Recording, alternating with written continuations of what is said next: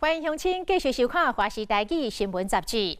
伫台湾，无人机的运用阁跨出着一大步。为了要解决偏乡医疗资源不足，交通部最近以阿里山作为试飞的基地，测试用无人机载送抓毒血清到海拔1000公尺远的李家部落的卫生室。本地1点钟的车程，若用无人机来运送，只要10分钟，更加会当掌握到抢救的黄金时间。无人机除了会当救命，嘛会当帮忙架送批信。未来偏远山区的邮务，袂阁受到交通的限制，嘛会当降低人力运送的风险。到底无人机的未来有啥物可能性？阁有啥物挑战？阁要安怎来克服呢？咱做伙来了解。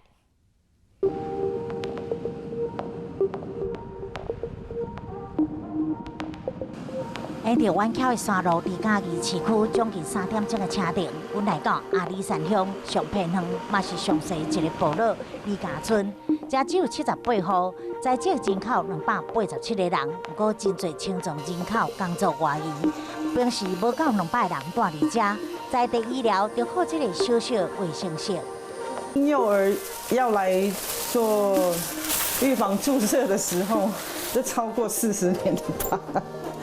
头固定在这边，然后把婴儿的脚拉，就是稍微拉一下，看顶到几公分就是几公分。那就是卫生室有了吗？其他的地方看到？其他地方可能都已经更新成电子了。李家卫生室设备简单，就亲像学校医护室。带阮参观的组护理师安良，伊是当地唯一一位医护人员。每礼拜甲拜五会知影，才有医生的门诊时间。进驻4档，已经习惯单打独斗。平常时除了消毒器具、管理药品，还佫爱一户一户的做疾病预防宣导、卫生教育，等于是规个村落的健康守门员。非常喜欢。我只觉得很有趣。住在这边的人不太愿意检查，是很怕自己一检查就发现自己得了什么病。这是我从来没有想过的事情。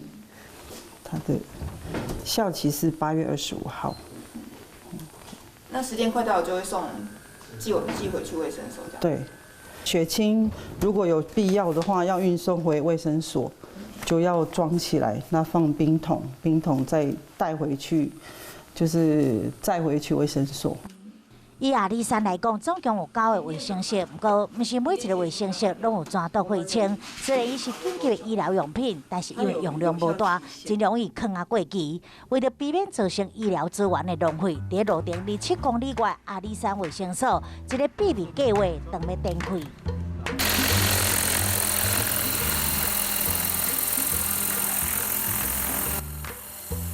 看到这架白色无人直升机慢慢升空，飞到地远上空200公尺，开始直线向前行，飞过一座一座的山峦，翻过河流。10月份后咧，慢慢降落地，依家卫生室外面大努力。来喽来喽！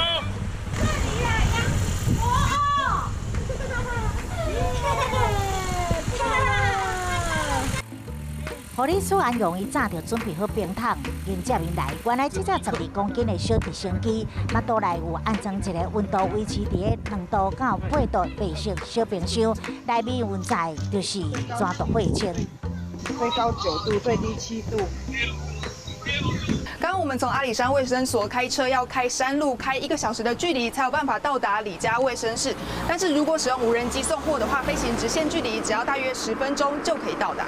今年3月有一个村民被青竹丝咬，真的被青竹丝咬。那我们的毒蛇血清目前常备的只有百步蛇，所以青竹丝的血清是没有的。那就是做简单的伤口的消毒之后，请他的同伴尽快送他去医疗站。所以也是大概60分钟到。那时间上是10分钟是跟60分钟是没得比的。这是交通部开始进行的无人机物流的测试计划。以李家村来讲，若是有村民遭受毒泉加受伤，前往任何一个附近的医疗单位，拢爱至少半点钟以上的车程。这次试飞对阿里山卫生所到李家卫生室，道路长度有27.4公里。伫直线距离山只有7公里，开车就要1点钟，但是无人机一弯出地10分钟就会当到位啊。若是解决山区复原广大道路弯曲问题，嘛会当伫上紧急的时刻，互因上及时的救护。以卫生所为中心，我们周围有9个卫生室，但是这个卫生室，因为我们没有办法在每一个卫生室全部都配置这个蛇毒血清，因为它造价很高，好，而且制造很不容易，又有一个有效的期限。那我们看看是不是可以透过我们这个无人机的这个技术，可以很顺利的把这个血清很快的送达。无人机无驴测试，不止计划运送血清，嘛测试寄送货物。同一天，阿里山乡的达邦国小，大家拢非常期待，看这只无人机降落伫个运动场的，甲运送血清的飞机无共款。安全。降落确认。飞控电脑的话是在这个盒子里面，对。然后像它这一颗现在有在闪灯的这一颗是那个 GPS 与罗盘，所以说这张载具就会具有那个卫星定位的功能。然后在动力电池的底下这边是我们放那个邮件与那个货物的那个载舱的部分。载重的话，基本上安全的话是6公斤。对，因为毕竟我们这种长途飞行，我们不会让它就是说到它的最大载重的极限来飞行，因为毕竟你载越重，它的续航力也相对来得减少，所以我们会取一个平衡点。对对面阿嬷提出邮包的是达邦代办所的王淑华，伫山内无邮局，就靠代办所来运送邮件。邮政代办所通常会选择在当地的杂货店或者是商家，由当地人来送信，也增加递送邮件的流畅度。这样分类是怎么分？就分几龄啊，然后哪里，然后像分住所、图书馆、国小、卫生所、卫生室这样。我们是先分类之后要这样送，比较好送。因兜的小杂货店呢，都是达邦代办所运送邮件到山内，比所想较复杂。每工早是8点加入邮局，会把这邮包送到鹿野代办所。对这达邦到这鹿野来回1点钟。王淑华通常拢下晡才开始分类发送，全家伙拢会帮伊送批。伊的阿嬷嘛是伊的小帮手。要看你要不要先领一下，不领我就送掉。他们有的不领啊。还会有人不领哦。但是我等一下才来，那我就是知道我要叫小孩子拿过去。哦，是哦。对了，因为我都很清楚哪一个人什么时候会在，什么时候不在。哦，我们这边小地方啦。对，有时候你照正常送，你找不到人，一定要知道他什么时候回来。哦，就可能在的时候送。对对，不然你也白跑了。哎，你没有人在。所以你也要帮忙整理邮件这样子啊？大部分我在整理，我会记在头。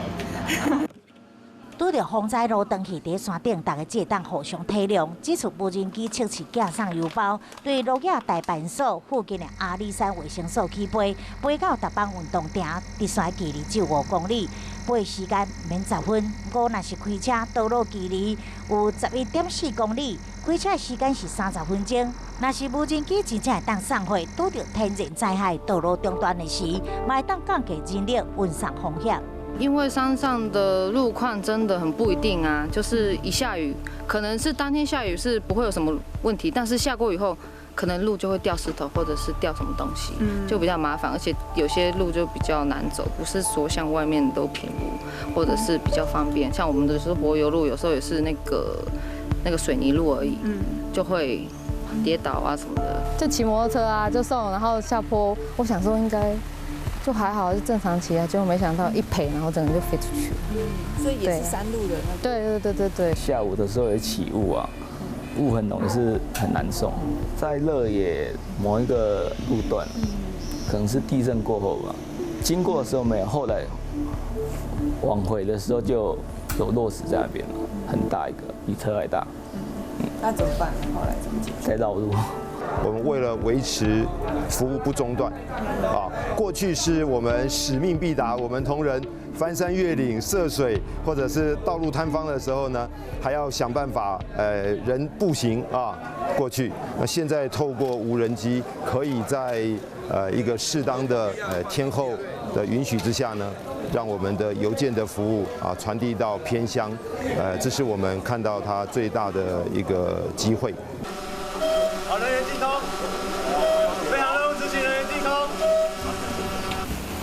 利用无人机运送货请假邮件，也是有真侪困难需要克服。像记者伫当地对着无人机团队伫正式运送货程前的这飞行测试，曾经拄着99分飘过来，现场接手的人员看袂清楚，飞机只好搁自动飞转去。刚刚下晡天气无稳定，影像资讯接收袂到，加上这关度设定相关，飞到目的地4几日又搁飞转来，依然是无度精准降落。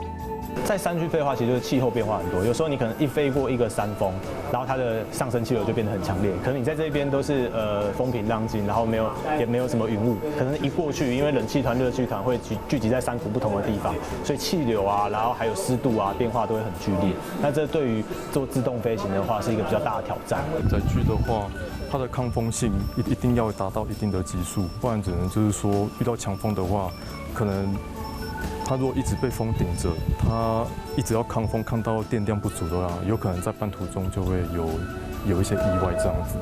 然后就是说，可能我们在设定这个自动航路的方面，我们要为了就是说能够躲避这些山的这屏障，我们就是说在高度与航路的设定上要额外的小心。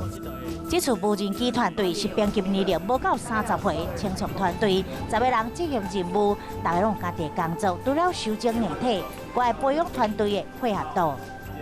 250米，高度250米。有观察员了解前面动向，汇报数据关度，有人去做场地准备、定位、甲现场安管等等。每一次失败，拢是咧累积执行上的能力。飞机本身冇多定防护机制，若是运作中失控，团队嘛当改一飞控系统，让无人机以每秒4公尺的速度安全降落。我们今天的测试重点是摆在 Autopilot。如果说它是可以完全都是固定航线的上去飞行的话，我们希望是可以由当地这样的一个 hub， 它去持有这样的一个机器。那任何只要有需要用到的场景，那因为它是在联网的情况之下，我们都可以远端的去帮它设定它要飞行的目的地。所以其实每一次的飞航的数据跟资料，我们都会累积，包括当地的气候资料。比如说，我们就可以因应临时的这些状况，我们可以远端的去部署任务，甚至飞手不用来现场。这是非常非常重要的一个点。且为了一个服务的一个应用情境，会是可能是地方单位或是地方某个单位拥有这样的一套系统。但是呢，所有的任务部署跟它飞行的过程都是自动去执行，而且可以透过云端去下达任务命令。无人机物流台湾当家伫关键性的时刻，有人期待，嘛有人尊敬。以前甚至有紧急重要，就是兵单还是什么，都是因为风灾路不好，然后就是没有及时的收到，然后造成一些问题，所以有这样子的方式。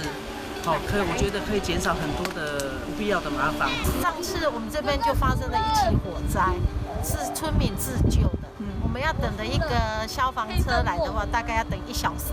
所以这一个无人机对这个村落非常大的帮助，很多讯息啦、医药啦、还生病的这个紧急状况。无人机它可能要把它整个东西用的完善一点，我们才有办法。但是它的配套做事也要做好，要不然也没有人敢操作那一台啊，这么昂贵的无人机这样子。对，但是帮助，我觉得对于急救药品的运送跟血清的运送，我觉得还是有帮助啦。卫生室没有放很多的急救用药品，所以如果说碰到大量伤患的时候，有无人机一下子送比较足够的急救药材，那个是真的会派上用场。比如说像我们以前有人受伤的时候，就是用接驳的从里面送出来。对啊，因为你如果说现在你要等无人机上来弄好地方，然后又要天候的关系，我看也是没办法救急。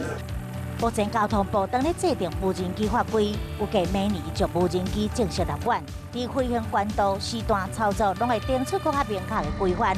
无论是硬体、软体，无人机伫偏向飞行，除了气候、海拔也有定定困难需要克服。是不是当实际上路运送货车，投入油务，为偏向注入更加侪资源？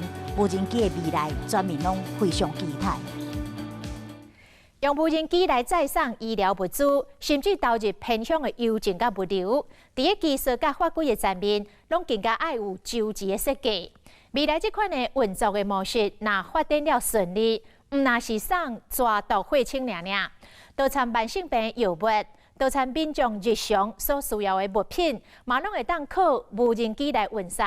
那呢，偏向的医疗困境等等一连串的问题，嘛会当有相当程度的解决咯。